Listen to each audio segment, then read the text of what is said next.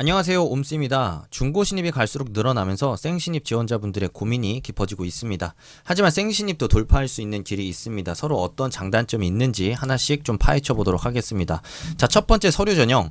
관련된 경험이 있으면 유리하기 때문에 중고 신입이 생신입에 비해서 유리한 게 사실은 맞습니다. 하지만 인턴이나 공모전 혹은 계약직, 연구실 경험과 같이 어떤 직무와 직접적 관련성을 가질 수 있는 업무 경험이 있다면 충분히 중고 신입과 겨룰 수 있습니다. 그런 점에서 쫄지 않는 게 굉장히 중요하고요. 자, 두 번째 면접. 많은 분들이 이렇게 생각합니다. 회사 경험이 있으니까 중고 신입이 좋지 않겠냐라고 생각할 수 있는데 맞는 얘기입니다.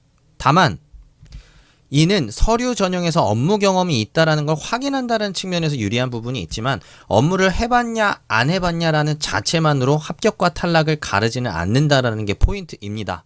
다만 수시와 직무 중심의 채용으로 전환이 되면서 관련된 경험이 있는 지원자분들 같은 경우에는 유리한 부분이 있는 게 사실이지만 공채에 있어서만큼은 신입 채용에 있어서는 마인드와 태도가 우선한다라는 점을 좀 먼저 말씀을 드리고 싶습니다.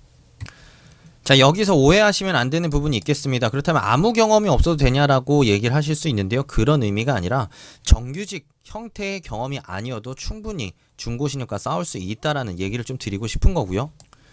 뒤에서도 한 번 더 말씀을 드리겠지만 이 생신입 같은 경우에 중고 신입과 업무 경험이 있다 없다로 싸우는 게 아니라 직무와 관련된 이해 수준, 이 업무를 수행하는 데 있어서 어떤 개념과 어떤 흐름을 이해하고 어떤 식으로 업무를 수행하는 게 중요한지에 대한 그 이해 수준을 갖고 싸우는 게 굉장히 중요한 포인트라고 생각을 해주시면 되겠습니다.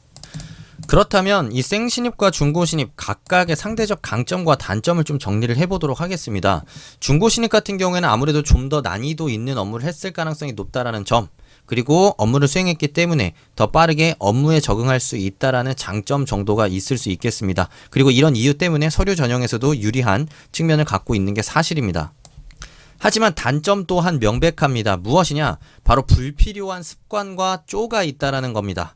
그러니까 이제 예를 들면 면접에서 제가 그걸 해봤는데 제가 그걸 해봤기 때문에 알고 있다라는 식으로 내가 무언가를 알고 있다라는 걸 자꾸 무의식적으로 드러내게 되고, 그러다 보니 신입 채용이라는 것 자체는 조직의 어떤 가장 말단 사원으로 입사를 해서 허드렛 일부터 혹은 잡일부터 시작해서 쌓아 올라간다라는 마인드가 되게 중요한데, 나는 이미 많은 것들을 해봤기 때문에 자신 있고 더 중요한 일들을 할 수 있다라는 식으로 잘못된 태도를 보여줄 수 있는 여지가 있다라는 측면에서 단점이 있을 수 있습니다. 자, 그렇기 때문에 생신입의 장단점도 중고신입의 장단점과 딱 정반대입니다. 생신입 같은 경우에는 직접적인 업무 경험이 없다라는 건 단점일 수 있겠지만, 아까 위에서 말씀드렸던 대로 인턴이나 아니면 직무에서 도움이 될 수 있으면 어떤 공모전 수행 과정에서 느꼈던 점들, 업무 수행에 필요한 지식이나 역량들을 충분히 겸비했다고 가정한다면 충분히 중고신입과 견주는 데 있어서 무리가 없다라고 볼 수가 있고요. 오히려 똘똘하고 스마트한 지원자라고 한다면 생신입을 더 선호할 수밖에 없습니다. 왜냐하면 회사의 조직원 중에서도 가장 짬이 안 되는 직원으로 들어와서 회사의 시스템을 새롭게 받아들이고 적응하면서 함께 성장해 나갈 수 있는 그런 도화지 같은 백지장 같은 그런 측면이 있기 때문입니다. 중고 신입은 본인이 회사를 경험해봤고 그리고 업무를 했다라는 그런 약간의 거만함이나 혹은 자신감 때문에 조직에 적응하는 데 있어서 새로운 문화를 받아들이는 데 있어서 거부감이 있을 수 있지만, 생신입 같은 경우에는 그런 측면에 있어서 리스크가 훨씬 더 적다라는 거 회사에서도 알고 있다라는 게 핵심입니다. 자, 결론을 내보도록 하겠습니다. 자, 그렇다면 왜 생신입은 항상 면접에서 중고 신입들을 만났을 때 떨어지고 탈락할 수밖에 없느냐? 그 진짜 문제는 바로 무엇이었냐면 신입이 생각보다 업무에 대한 이해 수준이 떨어지는 게 문제였습니다. 업무 경험이 아니라 이해입니다. 여기서 얘기하는 이해라는 건 무엇이냐? 해당 업무의 기능과 역할, 그리고 필요한 지식, 개념 등에 대한 그런 학습 수준과 이해 수준이 굉장히 떨어진다라는 게 바로 문제점이라는 것입니다. 마케팅에 있어서 우리가 고객 분석을 할 때, 산업 분석을 할 때, 경쟁사 분석을 할 때 어떻게 해야 되는지, 마케팅 툴로 활용할 수 있는 것들은 무엇이 있고 설문조사를 할 땐 주의해야 될 것들은 무엇이 있는지, 생산관리의 요소란 무엇이며 대상이란 무엇이고 작업자들을 관리할 때의 중요한 원칙과 개념과 원리들은 무엇이 있는지, 자, 경험하지 않아도 알 수 있을 법한 직무와 관련된 지식과 이해 수준에 대한 것들을 지원자들이 너무도 준비가 안 돼 있고 미비하기 때문에 당연히 떨어질 수밖에 없는 건 당연한 결과입니다. 그러니까 방금 말씀드렸던 것들을 종합해 본다면 관련된 경험이 있고 마인드가 괜찮다면 중고신입이 당연히 합격할 수밖에 없을 거고요.